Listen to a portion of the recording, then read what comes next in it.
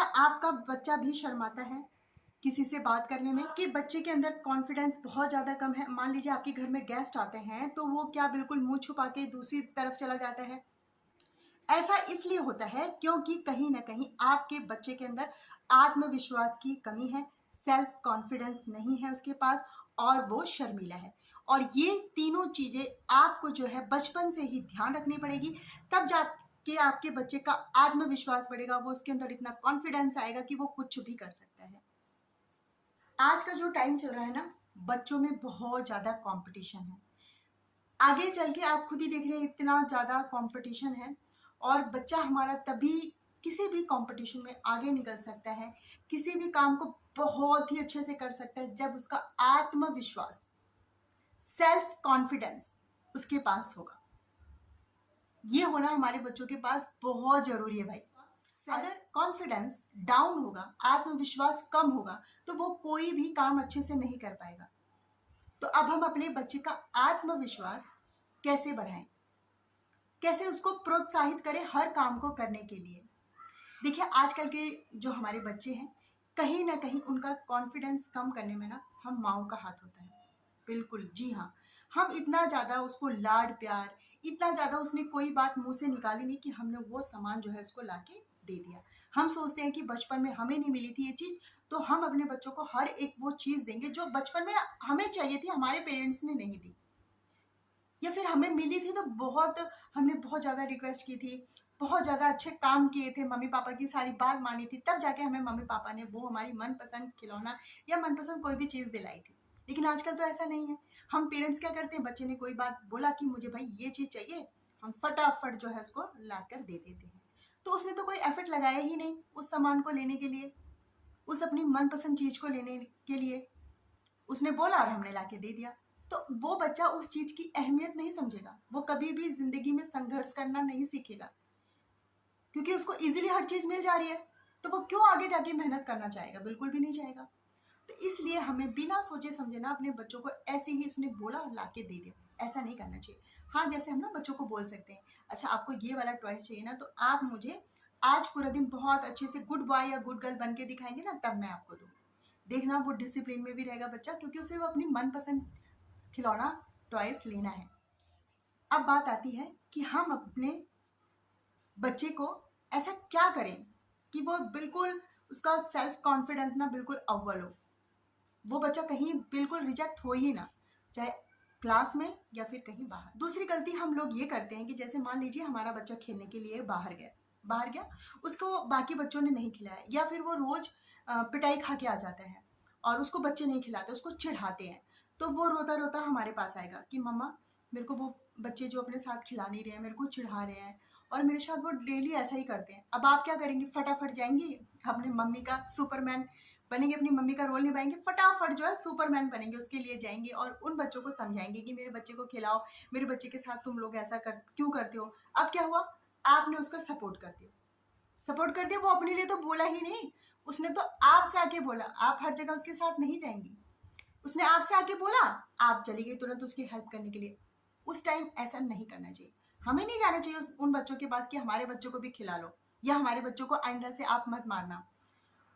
हमें क्या करना चाहिए कि अपने बच्चों को समझाना चाहिए कि भाई तू खुद से जा, खुद से बोल कि मुझे आपने ऐसा क्यों बोला और मैं खेलूँगा।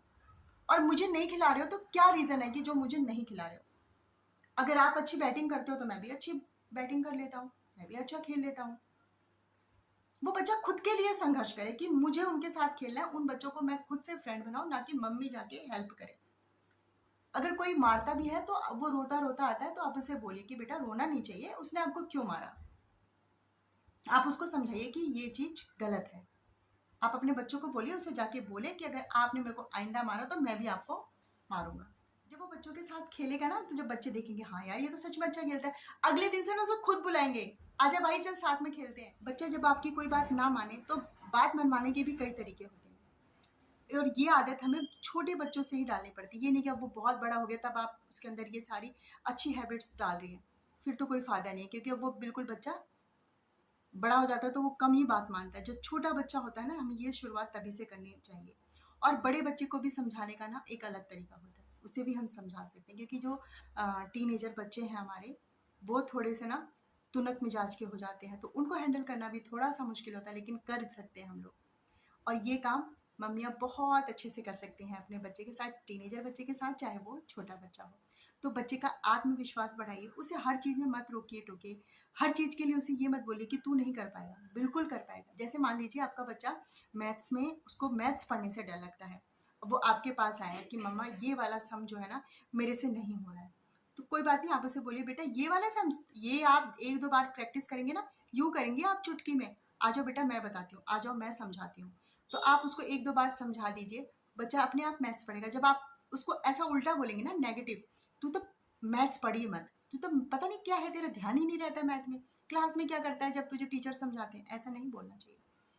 उससे बच्चे का कॉन्फिडेंस डाउन होता है। आप बच्चे को बोलिए आप कर सकते हो, यही सवाल नहीं बेटा, आप तो सारे सवाल कर सकते हो, आओ चलो मिलके करते हैं।